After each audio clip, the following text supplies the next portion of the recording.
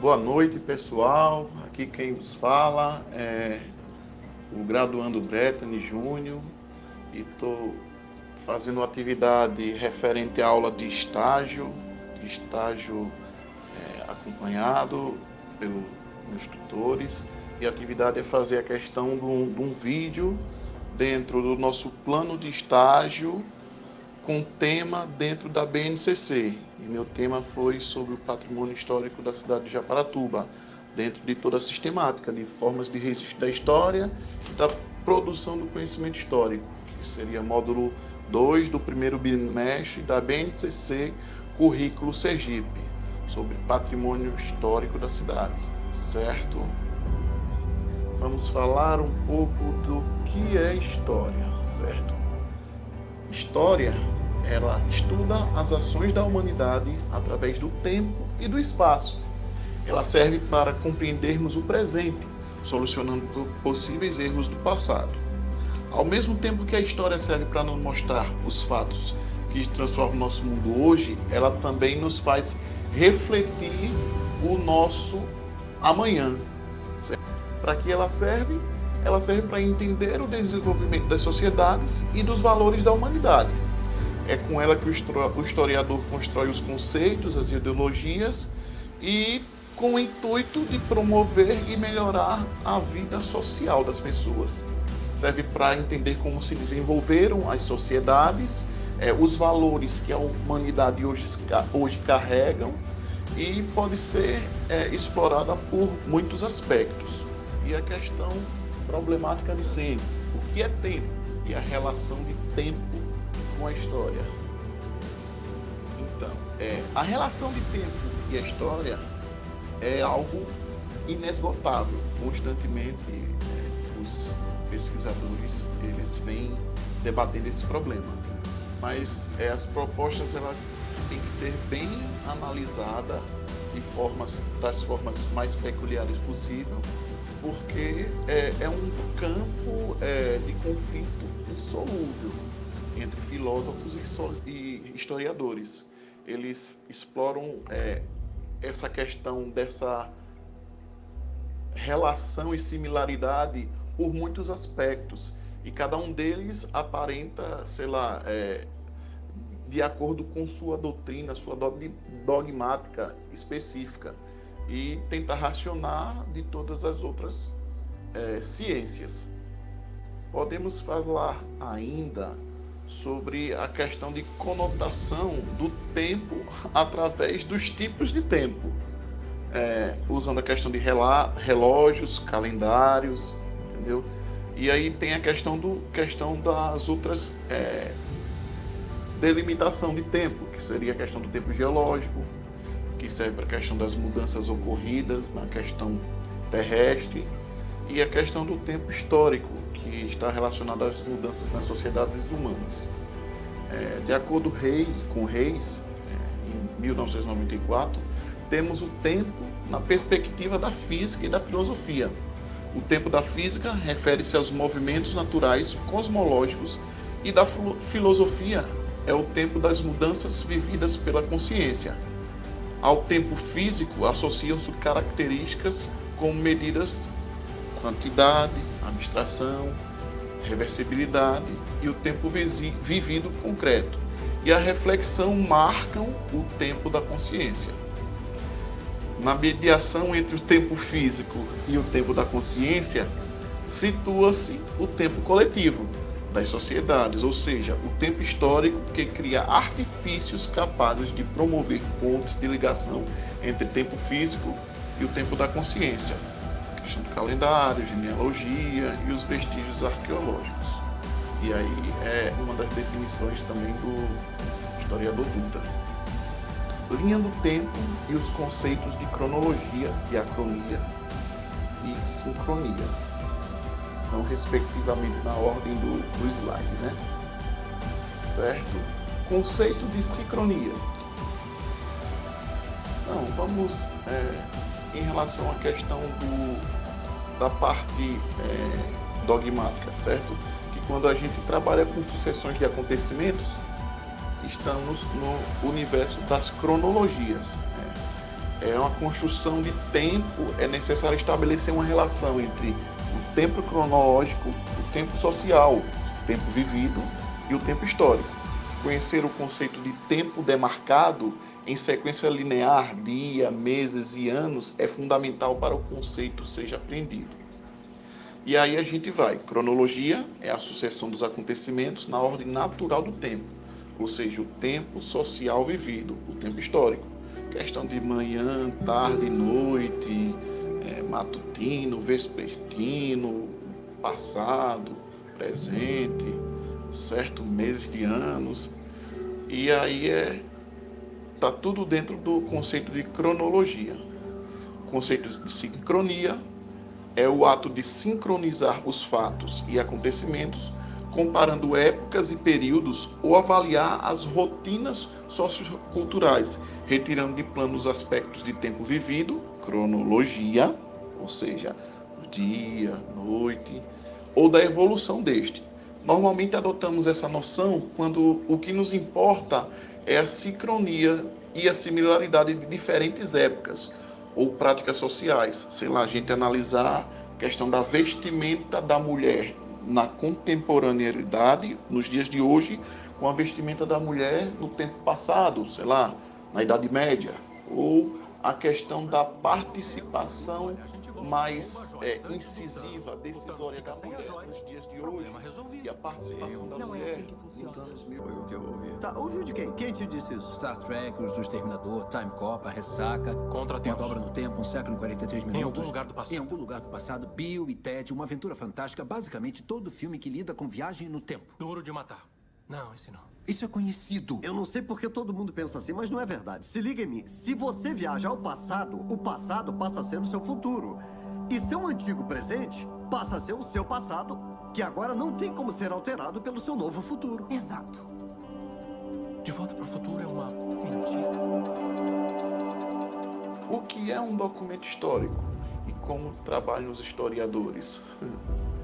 Então, documento histórico é todo material, toda fonte fatídica, toda forma de testar e atestar um certo dado, um certo ato, uma certa ação, um certo tempo, um dado momento, e caracteriza como todo tipo de fonte. Ela pode ser escrita, oral, iconográfica, questão do audiovisual, material, imaterial,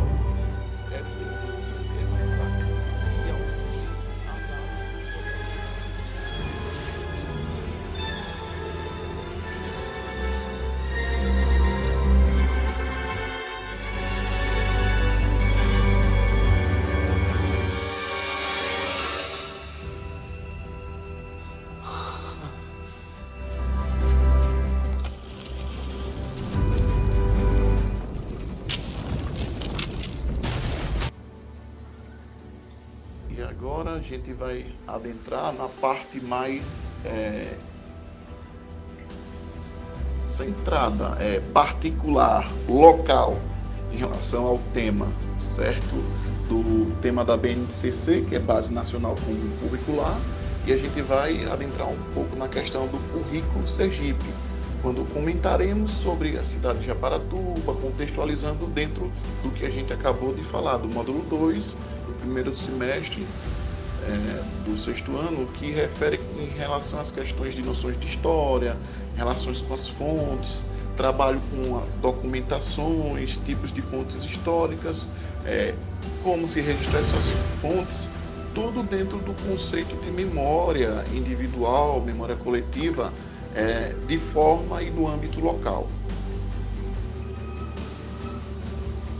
A história do município é basicamente iniciada na chegada do colonizador português Cristóvão de Barros em 1590, quando observou que a região já era colonizada de aldeias indígenas ali existentes já de delongas de tempo. Sem qualquer derramamento de sangue, foi firmado acordo entre a população indígena que habitava o local e os brancos recém-chegados que ali se instalaram. Japaratuba é um município do estado de Sergipe, no Brasil, e localiza-se no Vale do Potiguiba, na zona norte sergipana.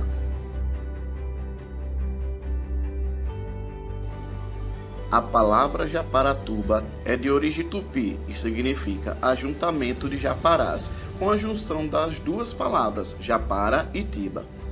O escritor japaratubense Eduardo Cabral, em seu livro Japaratuba, da origem ao século XX, em 2007, ele resume o significado da nomenclatura desta cidade quando diz que o próprio nome Japaratuba já diz tudo. A palavra tupi, que significa rio da foz do oceano, como também pode aludir à grandeza de arcos ou voltas, de modo que significa mais usual, popularizou-se por rio de muitas voltas.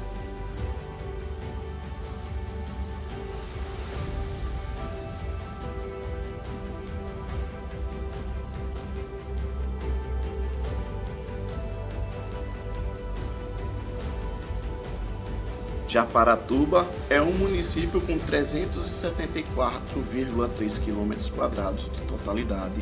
Desde sua formação, grandes engenhos se instalaram na região, em volta da missão. Motivo esse ao qual recebeu um grande fluxo de escravos.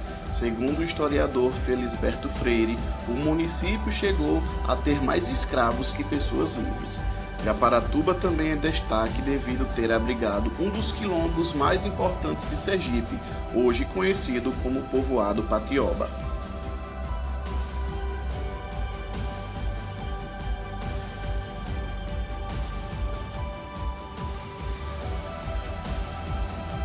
No ano de 1811, a região se tornou distrito da comarca de Capela, sendo elevada à freguesia 3 anos mais tarde.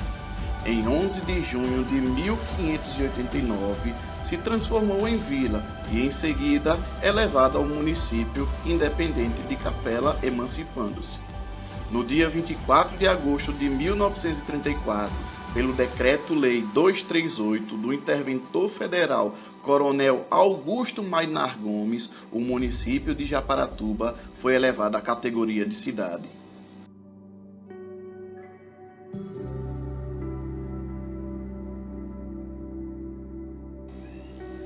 Em Japaratuba se formou um dos mais importantes quilombos de Sergipe, também denominado de Quilombo da Patioba. Tendo como base fundamental era a realização deste trabalho, os relatos dos moradores da comunidade quilombola do povoado Patioba, ouvimos um pouco das histórias contadas por Guilhermina. Patioba era refúgio de escravos. Lá já existiam engenhos. Hoje em dia não tem mais nenhum indício dos engenhos, mas existiam. Inclusive o meu bisavô foi escravo, mas Patioba, o nome assim, é um nome indígena também, que hoje em dia no dicionário a gente encontra o significado de serpente peçonhenta. Lá a comunidade não é uma comunidade muito grande, é uma base de 700 a 730 pessoas, mas a Patioba é uma comunidade quilombola. Tanto a comunidade da Muçuca quanto a de Patioba passam por um processo de conscientização e mobilização acerca de sua identidade enquanto quilombola.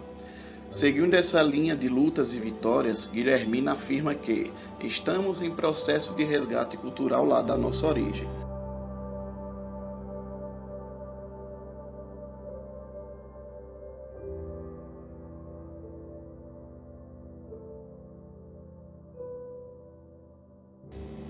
Vale destacar que o município de Japaratuba sofreu uma vasta influência de demasiadas culturas, principalmente da indígena, negra, portuguesa e jesuíta. A literatura tradicional indica que a tradição da folia de reis teria chegado ao Brasil por intermédio dos portugueses no período da colonização, uma vez que essa manifestação cultural era realizada por toda a Península Ibérica, sendo comum a doação e recebimento de presentes a partir da entonação de cantos e danças nas residências. Nessa linha de argumentação, a folia de reis teria surgido no Brasil no século XVI, por volta do ano de 1534, por meio dos jesuítas, como crença divina para catequizar índios e posteriormente os negros escravos. Desta forma, a folia de reis brasileira passou a ser composta pela manifestação cultural de diversas etnias e povos, com variações regionais, seja quanto ao estilo, ao ritmo e ao som, Entretanto, mantendo a mesma crença e devoção ao menino Jesus, a São José, à Virgem Maria e aos Reis Magos, vergo sem data de publicação. Japaratuba tem se destacado nos folguedos do seu rico folclore, com mais de outras formações étnicas do seu povo. Cacubi Mirim, Chegança Mirim, Reisado Mirim, Reisado do Marimbondo, Chegança, Cacumbi de Batinga, Cacumbi de Cirilo, Taieira, Capoeira, Maracatu de Dona, Batalhão, Candomblé, Guerreiro de São José, Ojum, Obá, Olodum.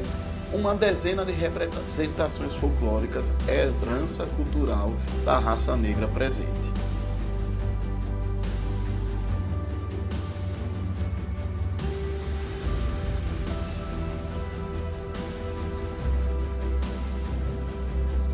Em razão das contínuas peregrinações pelo país e também das campanhas castrenses, em que frequentemente se viam envolvidas os antigos monarcas lusitanos, valiam-se de arquivos ambulantes transportados no dorso dos animais.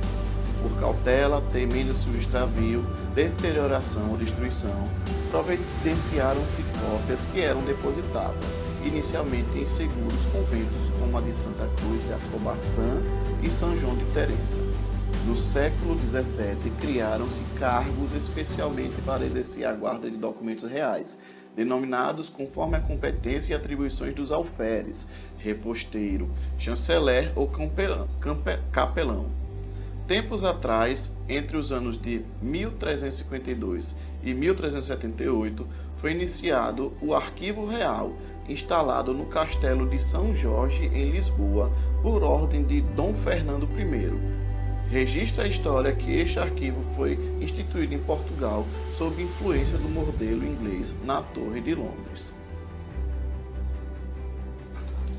Nos ensinamentos de Antônio A. Queiroz Teles, tombamento equivale igualmente a colocar sob o abrigo e tutela pública os bens que, pelas suas características históricas, artísticas, naturais e arqueológicas, mereçam integrar o patrimônio cultural do país. Após o tombamento de um bem particular, ele poderá continuar sob domínio privado. Contudo, alguns direitos do proprietário sobre esse bem são restringidos e o dever de preservá-lo é atribuído. Na Constituição do Império, não houve qualquer preocupação com a defesa do patrimônio histórico e artístico nacional, embora se resiste um precedente ainda ao tempo da colônia. O primeiro ato protecionista no Brasil foi expedido pelo vice-rei, Conde das Galvéias, ao governador da capitania de Pernambuco em 1742, visando a proteção de uma edificação integrante do patrimônio histórico brasileiro. Igualmente, a primeira Constituição republicana não estabeleceu limitações ao direito de propriedade decorrentes do tombamento. Foi a partir do Decreto 15.596, de 2 de agosto de 1922, que se criou o Museu Histórico Nacional, responsável em recolher, classificar e expor ao público os objetos de importância histórica, iniciando o rol de medidas protecionistas do nosso patrimônio histórico e artístico. Seguem-se as leis 2031 e 2032 de agosto de 1927, regulamentadas pelo Decreto 5.339 de dezembro de 1927 do Estado da Bahia, a Lei 1918 de 21 de agosto de 1928 de Pernambuco, voltadas à preservação do patrimônio histórico. O Decreto Federal 22.928, de 12 de julho de 1933, exigindo a um monumento nacional, Cidade de Ouro Preto, e também o Decreto Federal 24.735, de 14 de julho de 1934, dispondo que os imóveis classificados como monumentos nacionais não poderiam ser demolidos, reformados ou transformados sem a permissão e fiscalização do poder público. Foi somente em 1934 que as limitações do direito de propriedade concernente ao tombamento passaram a incorporar definitivamente o texto constitucional. Segundo seus artigos 113 e 17, o direito à propriedade continua a ser garantido, mas agora com restrições, tendo-se em conta o interesse social. A partir daí, deflagrado por este texto, na prática, criou-se ainda que, de forma provisória, o Serviço do Patrimônio Histórico e Artístico Nacional, em 13 de abril de 1936, por ato do então presidente Getúlio Vargas. Entretanto, com a sanção da Lei número 378, de 13 de janeiro de 1937, foi que o órgão recebeu estrutura definitiva. A criação do SPAM, em abril de 1936, foi o passo decisivo à montagem do órgão de alcance nacional destinado a exercer a ação enérgica e permanente de modo direto ou indireto para conservar e enriquecer o patrimônio histórico e artístico brasileiro e ainda para torná-lo conhecido. Na linha dessas concepções, os artigos 165 e 166 do Código Penal, logo após todas as conquistas, capitulam como crime destruir, inutilizar ou deteriorar coisa tombada pela autoridade competente em virtude de valor artístico, arqueológico ou histórico e também alterar sem licença da autoridade competente o aspecto do local especialmente protegido por lei.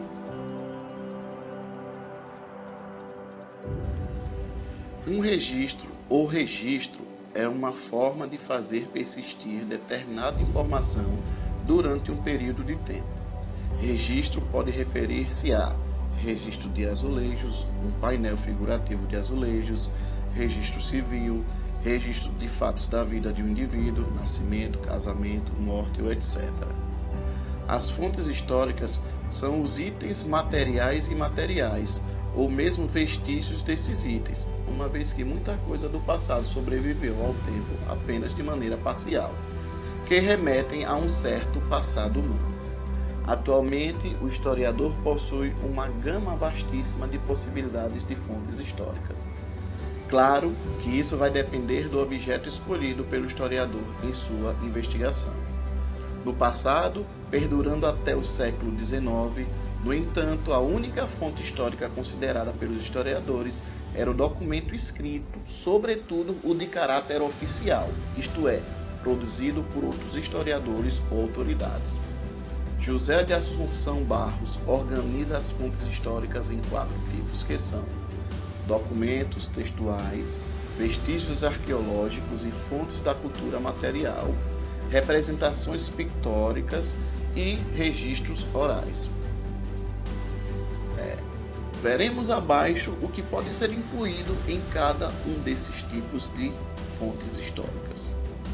Documentos textuais, documentos governamentais, relatos de viagens, diários, cartas pessoais e governamentais, crônicas, poemas, livros literários, jornais, documentos de justiças, panfletos, cartilhas, revistas, etc. Vestígios arqueológicos e fontes da cultura material. Itens resgatados pela arqueologia, como ruínas de construções, ruas, túmulos, roupas, armas, cerâmicas e etc.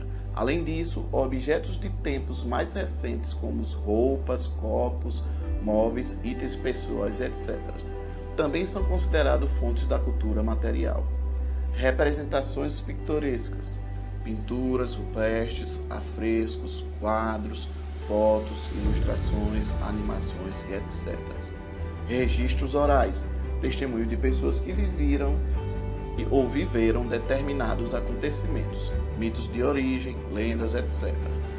Outra categoria utilizada pelos historiadores para se pensar as fontes históricas é a que divide em fontes históricas diretas e indiretas. Nesse caso, as fontes históricas diretas são aquelas que foram produzidas pelos agentes que viveram os acontecimentos históricos em questão. As fontes históricas indiretas são aquelas produzidas por algum historiador ou estudioso baseado no estudo de uma fonte direta.